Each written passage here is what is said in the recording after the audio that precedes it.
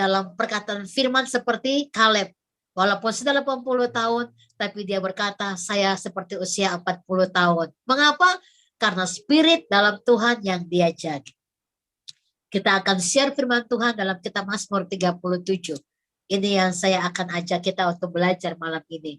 Ya, bersama-sama. Haleluya. Kita baca dalam kitab Mazmur 37. Mungkin dari studio bisa membantu membaca, atau ibu-ibu yang sudah mendapatkan di dalam Zoom bisa ikut membaca ya. Kita akan baca bersama-sama. Ayat pertama, Mazmur 37, nah, mulai dari ayat pertama sampai dengan ayat yang ke-34. Sudah dapat, silakan baca. Satu orang satu ayat ya. Kebahagiaan orang fasik semu dari Daud. Jangan marah karena orang yang berbuat jahat. Jangan iri hati kepada orang yang berbuat curang. Sebab mereka segera lisut seperti rumput dan layu seperti tumbuh-tumbuhan hijau. Percayalah kepada Tuhan dan lakukanlah yang baik, diamlah di negeri dan berlakulah setia. Dan ya, ayat 2 dan seterusnya. Silakan, ada yang di dalam Zoom yang mau baca. Satu orang 2 ayat boleh ya, biar cepat selesai. Silakan. Ayat 2 dan 3 lanjut. Mazmur pasal 37 ayat 4. Dan bergembiralah karena Tuhan, maka Ia akan memberikan kepadamu apa yang diingin di hatimu. Ayat 5, serahkanlah hidupmu kepada Tuhan dan percayalah kepadanya, dan Ia akan bertindak. Amin. Ayat yang ke-6, Ia akan memunculkan kebenaranmu seperti terang dan hakmu seperti siang. Ayat yang ke-7, berdiam dirilah di hadapan Tuhan dan nantikanlah Dia. Jangan marah karena orang yang berhasil dalam hidupnya, karena orang yang melakukan tipu daya. Ayat ke-8, berhentilah marah dan tinggalkanlah panas hati itu. Jangan marah, itu hanya membawa kepada kejahatan. Ayat yang ke-9, sebab orang-orang yang berbuat jahat akan dilenyapkan, tetapi orang-orang yang menanti-nantikan Tuhan akan mewarisi negeri. Ayat yang ke-10, karena sedikit waktu lagi maka lenyaplah orang fasik. Jika engkau memperhatikan tempatnya, maka ia sudah tidak ada lagi. Ayat yang ke-11, tetapi orang-orang yang rendah hati akan mewarisi negeri dan bergembira karena kesejahteraan yang berlimpah-limpah.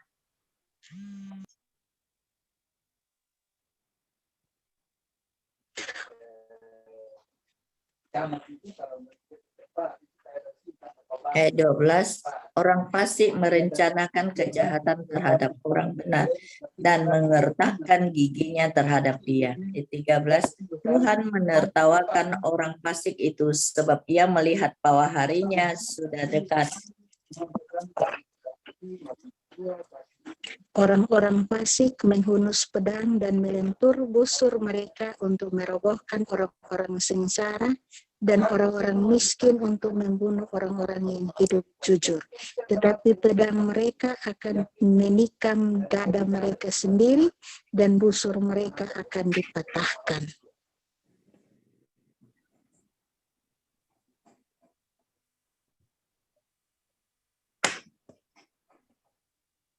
Ayat 16, lebih baik yang sedikit pada orang benar daripada yang berlimpah-limpah pada orang fasik. Ayat 17, sebab lengan orang-orang fasik dipatahkan, tetapi Tuhan menopang orang-orang benar. Ayat yang ke-18, Tuhan mengetahui hari-hari orang yang saleh dan milik pusaka mereka akan tetap selama-lamanya. Ayat yang ke-19, mereka tidak akan mendapat malu pada waktu kecelakaan dan mereka akan menjadi kenyang pada hari-hari kelaparan. Amin. Ayat 20, sesungguhnya orang-orang fasik akan binasa, musuh Tuhan seperti keindahan padang rumput, mereka habis lenyap bagaikan asap. 21, orang fasik meminjam dan tidak membayar kembali, tetapi orang benar adalah pengasih dan pemurah. Amin. Ayat Ayat 22. 22.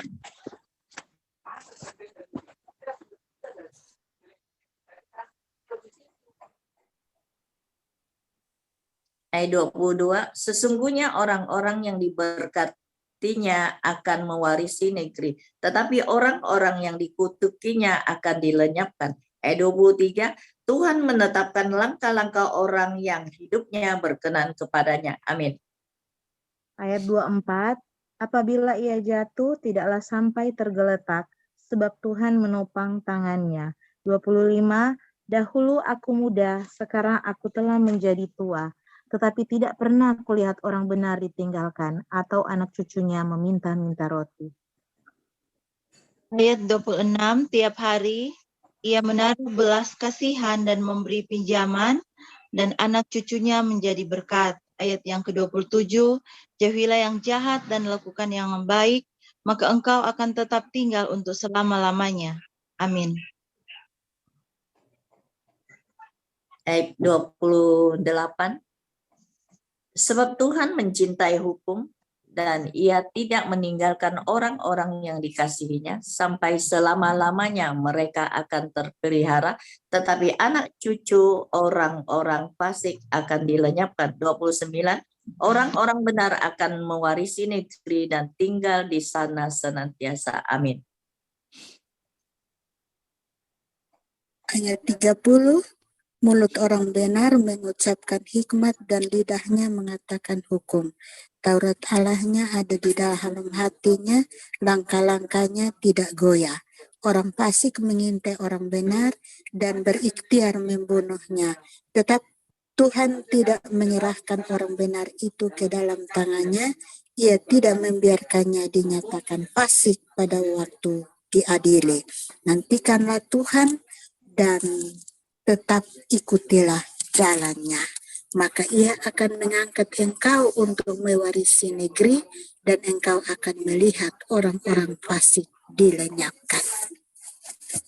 Ayat yang ke-35, aku melihat seorang fasik yang gagah sombong, yang tumbuh mekar seperti pohon aras Libanon. Ayat yang ke-36, ketika aku lewat, lenyaplah ia, aku mencarinya tetapi tidak ditemuinya. Ya, sampai 34 aja ya. Oke, terima kasih Ibu-Ibu. Semua sudah baca ayat ini, dan ada ini lagu yang saya akan bahas buat kita. Tuhan menetapkan langkah orang-orang benar. Ya. Dan mari kita sama-sama nyanyikan. Tuhan menetapkan langkah orang yang hidup di dalam firman-Nya. Tuhan menetapkan langkah-langkah orang yang hidup berkenan kepadanya. Amin. Apabila dia jatuh tidak tergeletak. Apabila dia jatuh tak sampai tergeletak. Sebab Tuhan menopang tangannya. Sekali lagi, Tuhan menetapkan. Tuhan, amin, menetapkan langkah-langkah orang yang hidupnya berkenan kepadanya. Apabila ia jatuh tak sampai tergeletak.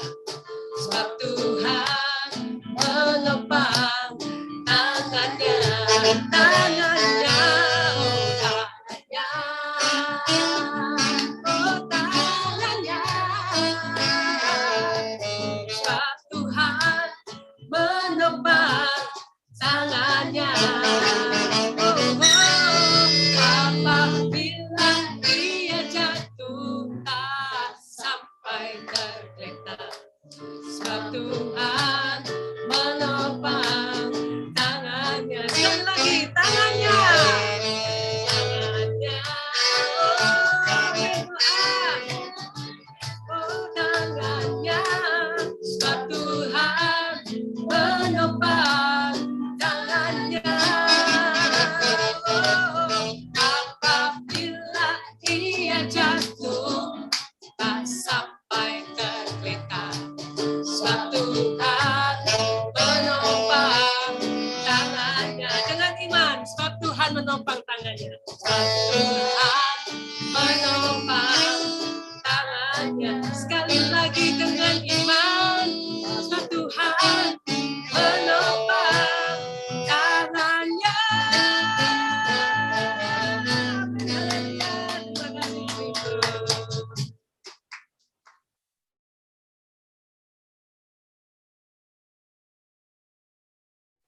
Ya, oke. Sebab Tuhan menopang tangan kita. Amin. Dan di Mazmur 37 ini saya sengaja minta Ibu baca sampai ayat 34. Karena ini berbicara perbedaan antara orang benar dan orang tidak takut akan Tuhan. Sangat jelas sekali. Dan Tuhan mengajarkan sangat sangat luar biasa ya. Karena di ayat-ayat dari ayat 1, dari ayat pertama aja Tuhan sudah menyatakan seperti ini. Jangan marah karena orang yang berbuat jahat. Saya rasa sebagai manusia hidup, tidak ada orang yang gak bisa marah kalau orang berbuat jahat kepada dia. Betul? Kalau orang berbuat jahat sama kita, otomatis pasti yang cepat adalah kita pingin marah. Iya kan? Tetapi di sini Tuhan bilang apa? Jangan marah karena orang buat jahat. Lah gimana? Gitu kan? Kalau orang buat baik ya tentu kita akan sayang, kita akan senang. Tapi kalau orang buat jahat, saya rasa ini berbalik benar-benar dengan sifat karakter manusia. Kalau manusia dijahatin, pasti dia ingin berbuat jahat kepada orang itu juga. Tetapi disinilah Tuhan ingin menunjukkan seperti pujian yang kita naikkan tadi. Ya, orang benar tangannya dipegang oleh Tuhan. Makanya rupanya Tuhan nggak mau kita tercemar dan mencemarkan diri kita dengan orang-orang yang jahat. Nah, kenapa ada orang jahat? Ya orang jahat itu karena mereka nggak takut Tuhan. Sementara kita orang yang takut Tuhan. Nah, makanya Tuhan ingin bilang bahwa orang yang takut Tuhan itu nggak usah berbuat jahat sama orang yang berbuat jahat. Lalu di bait kedua dikatakan begini, jangan iri hati kepada orang yang berbuat curang. Kita manusia, sekali lagi normal manusianya, kalau ada orang yang curang, pasti kita nggak suka. Pasti kita iri. Mengapa bisa begitu dia? Kok bisa gampang banget dia dan seterusnya. Ya kan? Tapi kembali lagi, di ayat pertama, Tuhan menjelaskan ini karena Tuhan lagi bicara tentang apa? Seorang benar yang tidak usah perlu repot-repot untuk kita menjadi sama dengan orang yang tidak takut akan Tuhan. Itu sebenarnya. Jadi memang kalau bicara manusia pada umumnya, semua orang ingin balas jahat sama jahat. Iya, ya. Kita iri karena orang yang berbuat jahat dan dia dapat baik, sepertinya baik-baik dan baik, padahal dia jahat. Kita pasti juga nggak suka. Tapi Tuhan bilang itu bukan urusan kita, gitu ya. Lalu di ayat yang kedua dikatakan penjelasan itu.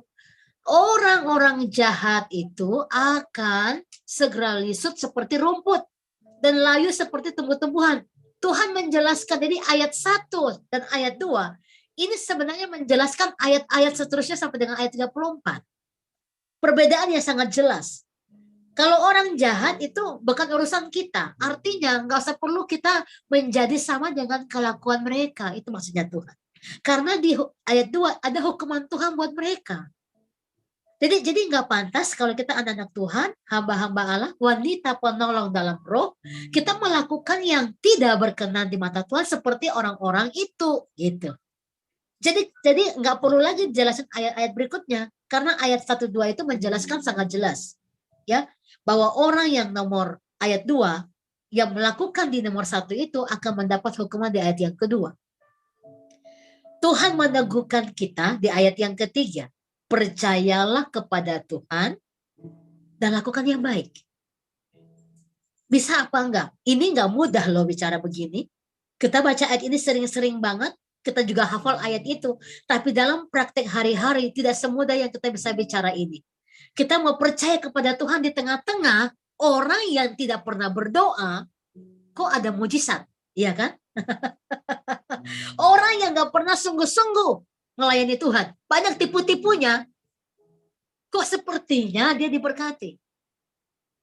Kan, saudara lihat begitu pasti saudara gak nyaman, ya kan?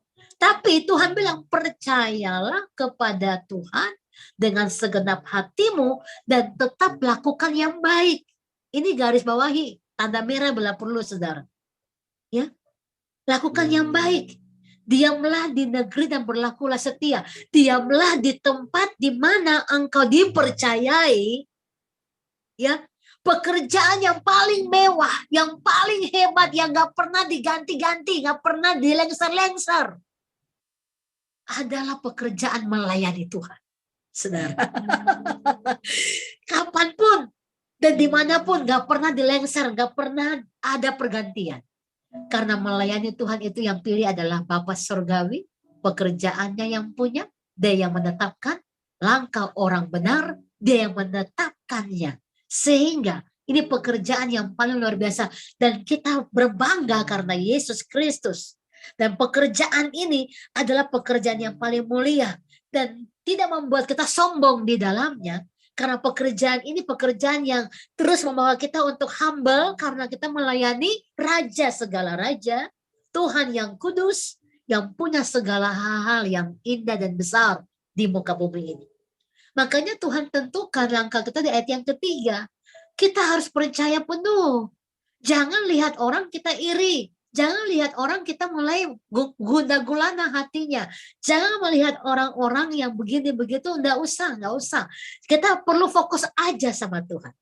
Saya bersyukur dan sangat bersyukur karena sampai di usia 47 tahun yang Tuhan percayakan, di tahun-tahun saya yang saya lewati, ya, dari saya kenal Tuhan di usia 21 tahun. Saya kenal Tuhan. Saya memberi diri saya terjun dalam melayani Tuhan. Walaupun saat itu belum full dalam penggembalaan karena belum menggembala, belum gereja. Saya masih pelayanan yaitu bisnis ya. Bisnis, punya perusahaan batik dan punya beberapa perusahaan yang lain. Tapi di situ Tuhan suruh saya bekerja luar biasa dan jadi guru di situ. Tapi saya menikmati semua dengan luar biasa. Karena di saat dalam bisnis itulah saya belajar begini. Ini bisnis itu keras, luar biasa. Orang yang punya uang bisa menjatuhkan orang lain, sehingga bisnisnya hancur. Karena seperti itu. Kalau saya punya bisnis di sabotase orang, saya cuma bayar lawyer kerjakan, saya lipat tangan. Karena uang menyelamatkan kita. Saya pikir itu paling keras kalau bisnis, saudara. Tetapi setelah saya terjun dalam pelayanan, rupanya pekerjaan yang paling keras itu adalah pelayanan. Kenapa saya bilang keras dan butuh perjuangan yang lebih sungguh-sungguh daripada pekerjaan manusiawi, daripada bisnis? Kenapa saya bilang terlalu keras kalau dalam pelayanan? Anda berbuat baik, ya, orang buat jahat, Anda harus tetap berbuat baik. Orang buat jahat, Anda harus tetap berbuat baik. Anda buat baik, orang buat jahat, tetap buat baik. Bukankah itu sangat sulitnya luar biasa, saudara? Jadi waktu saya pegang pekerjaan bisnis, saya pikir ini bisnis paling keras. Orang tuh gila-gilaan dengan kalau uang semakin banyak, semakin kaya. Setiap hari saya bisa setor uang di bank oleh karyawan saya setiap hari, ratusan juta setiap hari. Sampai bank udah hafal, oh oke, ini setoran dari PT bla bla bla bla. Iya, atas nama besar Lin. Iya, karyawan saya mereka udah kenal. Dan bagi saya uang itu bisa bikin orang mati dan hidup. Kerasnya luar biasa. Tapi Tuhan izinkan saya menghadapi kekerasan itu. Supaya kalau di dalam pelayanan saya nggak bingung lagi. Karena makanya kalau saya duduk sama orang kaya itu nggak bisa beli saya. Kenapa? Karena saya sudah pernah dengan mereka. Saya tahu cara main mereka. Saya taklukkan mereka dalam Tuhan. Saya pernah dengan orang-orang di bawah jembatan. Gendong mereka. Kasih mereka nasi. Bawa ke rumah sakit. Anak umur 2 tahun yang sudah mau mati. Karena ada penyakit. Apa itu Pak ya? Ginjal. Udah dokter angkat tangan semua rumah sakit di Jogja angkat tangan. Tapi saya melihat mujizat 3 hari. Anak itu sembuh. Yang biru-birunya tadi bengkak, harusnya dia mati, gitu ya. Sembuh. Tuhan bilang, kasih Tuhan itu bisa pulihkan semua keadaan. Disitulah saya mengalami bahwa pekerjaan Tuhan ini karena terlalu keras dan sangat serius, maka saya harus lebih sungguh-sungguh melayani Tuhan. Nggak boleh main-main. Makanya nggak bisa perasaan-perasaan yang lembek-lembek begitu, gampang putus asa, gampang kecewa. Ada dalam pelayanan Anda menghancurkan pekerjaan Tuhan sendiri. Karena kita rupanya melayani orang-orang, kita tarik mereka dari gelap ke dalam terang Allah yang ajaib. Itu butuh harga bayar yang luar biasa, saudara. Harga bayar kita bukan dengan uang seperti bisnis. Harga bayar kita kepada jiwa itu adalah apa? Nyawa Yesus. Dan perlu orang-orang yang gentleman. yang punya kekuatan roh yang luar biasa, yang nggak bisa dibeli dengan uang dan nggak bisa dibayar oleh uang. Makanya Alkitab bilang akar kejahatan itu cinta uang, saudara. Pelayanan itu cuma satu, Yesus hati itu Tuhan, udah selesai. Saya gila yang baca. Ayub 3 ayat 11 dan 12, silakan.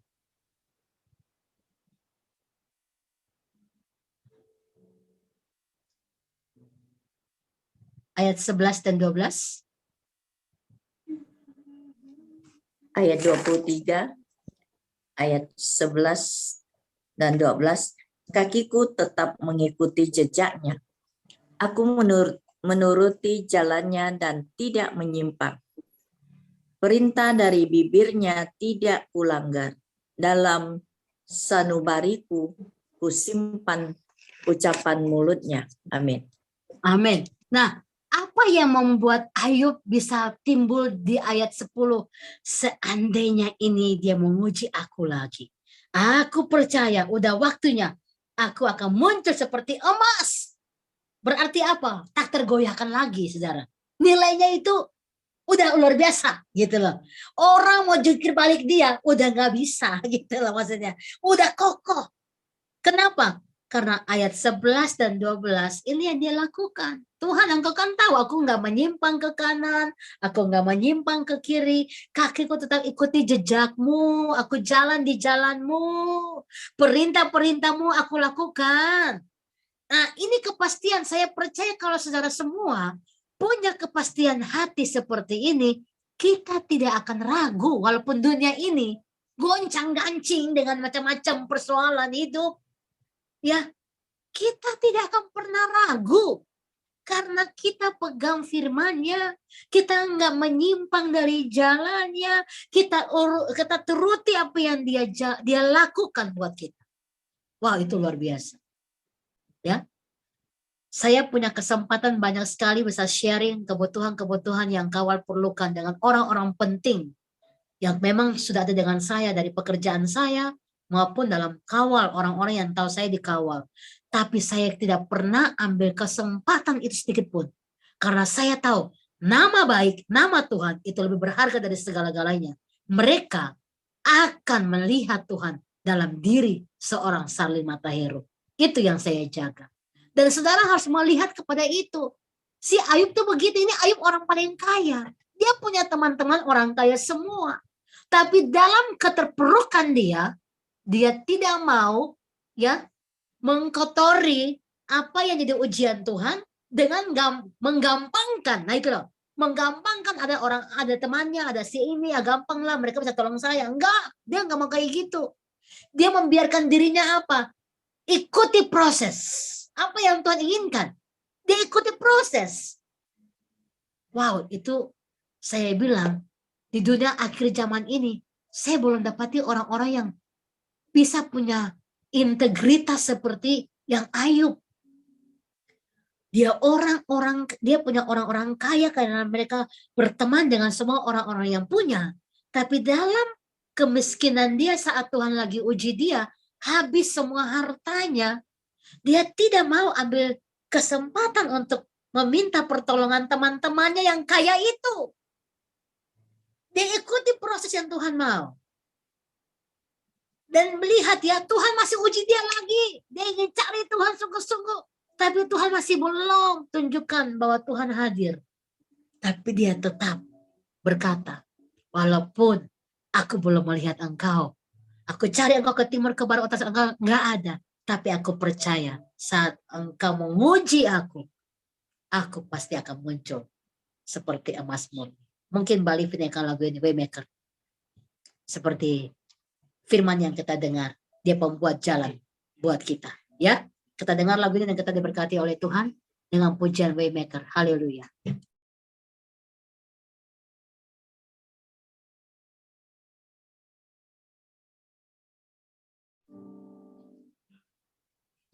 You are here, moving in our midst. I worship you. I worship you. You are here,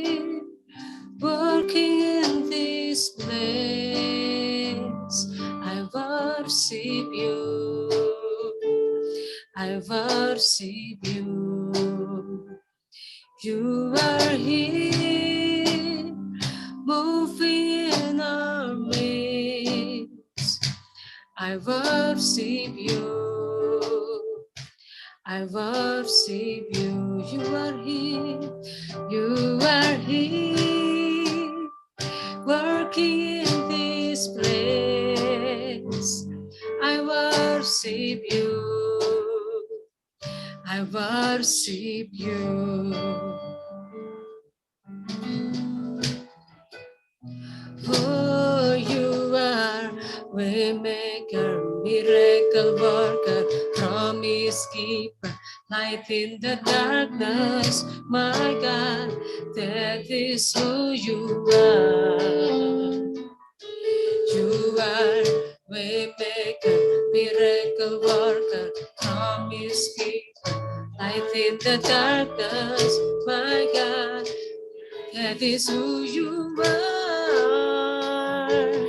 You are waymaker, miracle worker, promise keeper, light in the darkness. My God, that is who you are.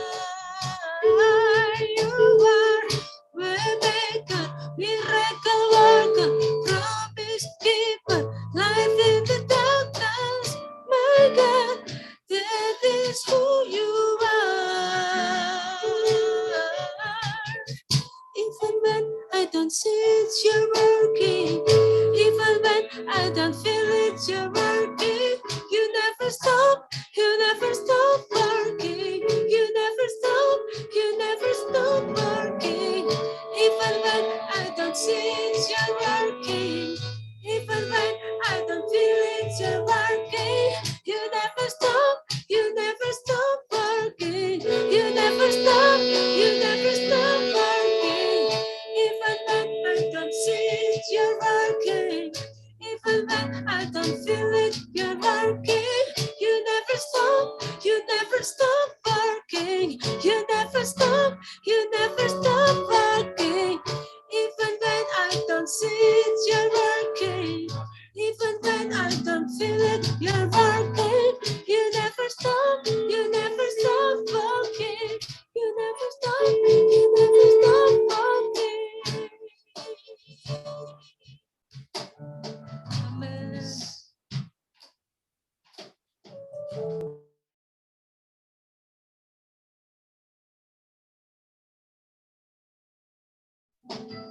Waymaker, miracle worker, promise keeper, light in the darkness. My God, that is who you are. Oh, waymaker, miracle worker, promise keeper, light in the darkness. My God, that is who you are. Sama-sama katakan. Waymaker, miracle worker, promise keeper, light in the darkness. My God, that is who you are. Oh, you are. Waymaker, miracle worker, promise keeper, light in the darkness. My God, that is who you are. That is who you are. That is who you are. That is who you are. That is who you are. Oh Lord Jesus, that is who you are. That is who you are. That is who you are. That is who you are.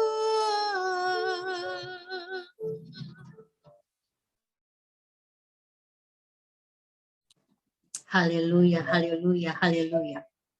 Ya, pujian yang luar biasa. Walaupun kita belum melihat, kita belum merasakan, kita percaya Tuhan ada. Sebagai orang-orang benar, kita nggak perlu takut menghadapi apapun yang terjadi dalam dunia ini.